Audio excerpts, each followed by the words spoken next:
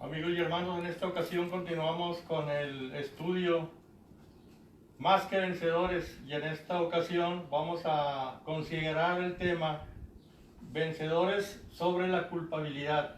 Para eso tenemos una lectura en primera de Juan, capítulo 1, versículos del 5 al 10, que dice de la siguiente manera: Este es el mensaje que hemos oído de él y os anunciamos. Dios es luz y no hay ningunas tinieblas en él. Si decimos que tenemos comunión con él y andamos en tinieblas, mentimos y no practicamos la verdad. Pero si andamos en luz, como él está en luz, tenemos comunión unos con otros, y la sangre de Jesucristo, su Hijo, nos limpia de todo pecado. Si decimos que no tenemos pecado, nos engañamos a nosotros mismos y la verdad no está en nosotros. Si confesamos nuestros pecados, Él es fiel y justo para perdonar nuestros pecados y limpiarnos de toda maldad. Si decimos que no hemos pecado, le hacemos a Él mentiroso y su palabra no está en nosotros. Vencedores sobre la culpabilidad. ¿Qué es culpa? Vamos a recordar en esta ocasión que culpa es la experiencia distórica, se dice. ¿Qué es distórica? Es lo opuesto a la euforia. Cuando nosotros cargamos con culpa, vamos a cargar con una emoción desagradable que se siente al romper las reglas culturales, religiosas, políticas, familiares, de grupo, etc.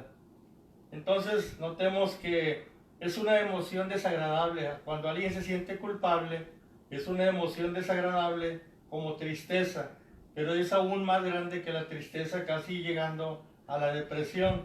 Una ansiedad, una irritabilidad y una inquietud que ocupa nuestro ánimo completo, nuestra vida. Es provocada porque tenemos luchas internas no resueltas.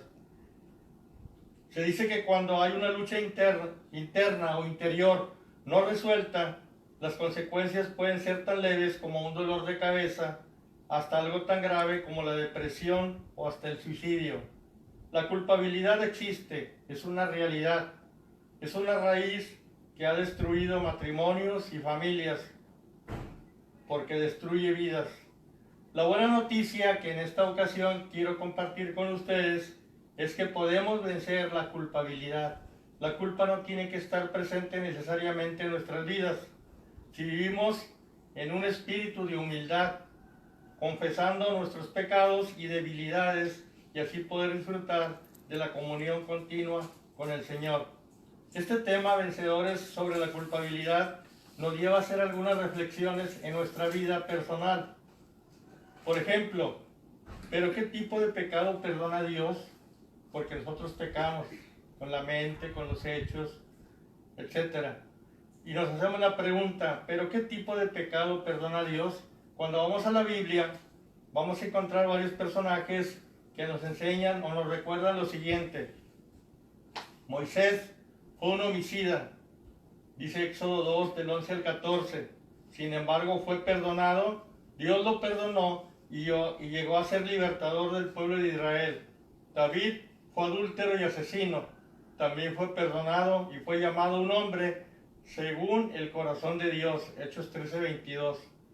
Otro personaje llamado Pedro, quien negó conocer a Cristo, venció su culpabilidad cuando entendió que había sido perdonado.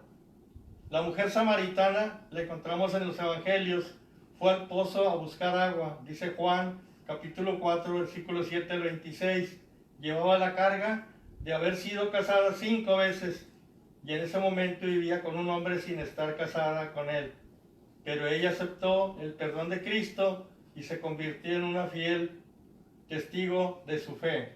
Entonces Dios perdona el pecado de cada una de las personas, todo tipo de pecado, y esta serie de por lo menos 4 personajes en la Biblia nos enseña y nos recuerda que Dios es un Dios que perdona. Cuando nos arrepentimos, verdaderamente Él nos da de su perdón y somos libres de la culpa. Ahora, otra pregunta importante en este tema: ¿Puede un cristiano ser preso o presa de la culpabilidad? ¿Qué sucede cuando el cristiano peca? Bueno, la respuesta es, hasta lo que hemos visto ahorita, pues que él va a experimentar los efectos de la culpabilidad. Si continúa pecando, y es el problema, si continúa pecando, su conciencia se puede acostumbrar haciéndolo insensible o mente cauterizada, como lo dice la palabra del Señor. Adán y Eva experimentaron lo que llamamos una conciencia culpable debido a su desobediencia a Dios y luego trataron de esconderse de su presencia. Dice Génesis 3:8. Aunque la palabra conciencia no aparece en el Antiguo Testamento, el concepto está presente y es expresado por la palabra corazón. Después de que David pecó, censando al pueblo, dice la palabra, le pesó en su corazón, según de Samuel 24:10. Él experimentó angustia porque su conciencia le decía, eres culpable. Cuando pecamos, debemos experimentar angustia como David. Ese es el sentido que Dios espera de nosotros, experimentar angustia como David, y nuestra conciencia debe estar diciéndonos, eres culpable, eres culpable. Esta es la convicción del pecado que trae el Espíritu Santo a nuestras vidas, usando la voz de nuestra conciencia para advertirnos que debemos hacer lo correcto. Después de un arrepentimiento genuino, toda culpabilidad ha de desaparecer. Es importante recordar, hermanos, que la conciencia es nuestro monitor moral. Ella nos exhorta a hacer lo que pensamos que es lo más correcto. Otra cuestión importante en el tema de la culpabilidad es el siguiente. Nosotros actuamos bajo condenación o bajo convicción. Vamos a ver este punto que es importante también. Aunque hay una gran diferencia entre la culpabilidad o condenación que viene al cristiano de parte del diablo, cuya táctica es acusar a los hermanos, dice la palabra en Apocalipsis 12:10, y la convicción del Espíritu Santo, según Timoteo 3:16.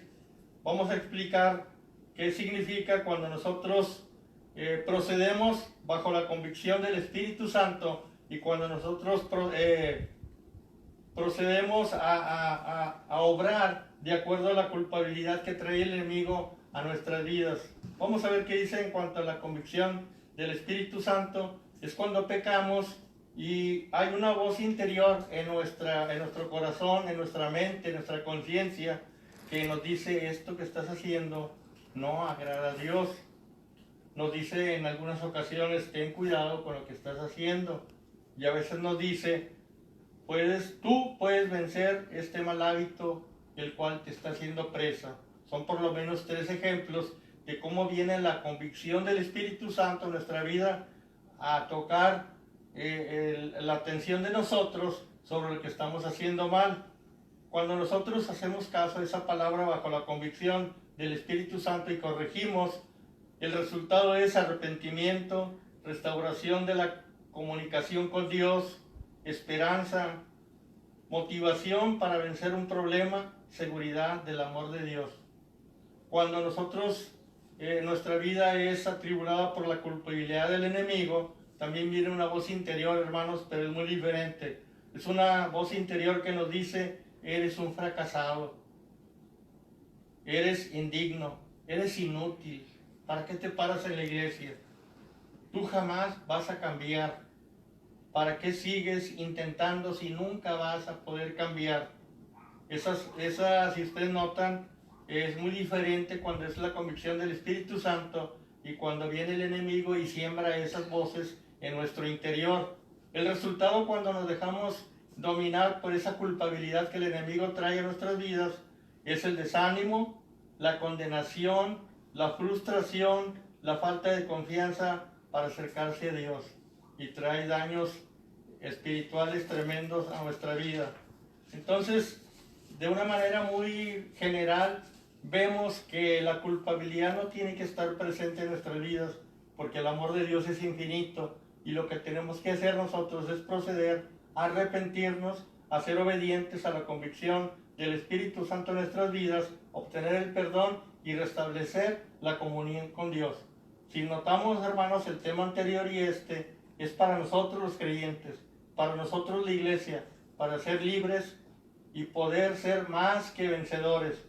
La conclusión de este sencillo tema es el siguiente: no permitamos ni a Satanás, que es el acusador de los hermanos, ni a otras personas acusarnos por los pecados que están bajo la sangre de Jesús. Si ya aceptamos al Señor Jesús como nuestro Salvador, la Biblia dice que los pecados han sido echados a lo más profundo de la mar. Miqueas 7:4. Y eso sucede a veces, hermanos, es Miqueas 7:19. Esto sucede porque a veces la culpabilidad viene a nuestra vida con pecados de hace 20 años, 30 años, y el acusador viene y te dice, acuérdate lo que hiciste. Esos pecados son perdonados por Cristo cuando nos arrepentimos, ya los cubrió el Señor. Entonces Él no los trae a nuestra vida actual, los trae el enemigo. Por eso tenemos que tener cuidado. Tomemos en cuenta que para recibir perdón y ser libres de la culpabilidad, el primer paso es reconocer lo que estamos haciendo mal y confesar nuestro pecado y mantenernos fieles y obedientes al Señor. De esta manera nosotros vamos a ser vencedores sobre la culpabilidad. Espero que este tema, aunque muy general, nos deje un pensamiento correcto, sencillo, pero profundo de lo que es Dios para nuestras vidas. No hay por qué regresar a estar atados a la culpa si la libertad está en Cristo. Vamos a cerrar con una pequeña oración. Padre, te damos gracias porque en tu palabra, Señor, encontramos una palabra que siempre nos va a edificar, siempre nos va a bendecir, siempre nos va a marcar un sentido distinto en nuestra vida. Siempre quieres depositar en nuestras vidas tu amor, tu perdón, y no hay razón para vivir bajo la culpa, con los efectos físicos nocivos que la culpabilidad trae a nuestra vida. Te damos gracias porque está abierto el camino de la redención, del perdón, del arrepentimiento.